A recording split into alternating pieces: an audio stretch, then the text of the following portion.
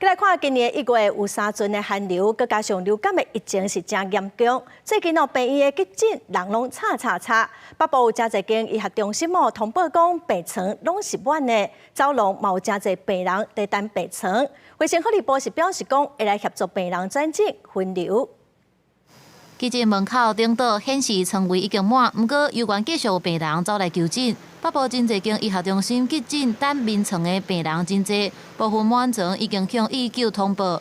12日透早，南口中间有141人在等待，台大病院有131人，成功病院和三总等待人数也拢维持伫50人左右。其实每年都会用这，只是今年更严重一点，因为之前有疫情嘛，解封之后流感就变为主要的原因。流感盛行的期间，请政府协助把医疗资源分配一些给急诊。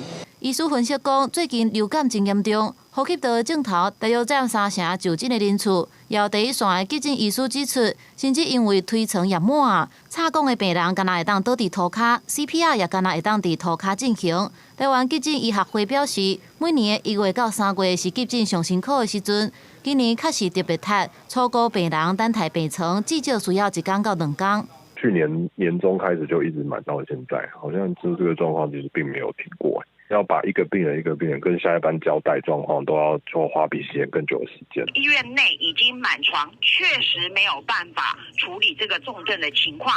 其实我们的医院彼此之间都有一个网络的存在，他们就会立刻来联系邻近的医院协助收治。卫福部医事司指出，今年春节期间，初治创下急诊来诊量上悬的纪录，有4.5万人次，开工以来有确认。平均每日来诊量是2.6万人，后续会继续减少急诊人数，若有需要会邀请各单位开会演讲。公司新闻采访报道。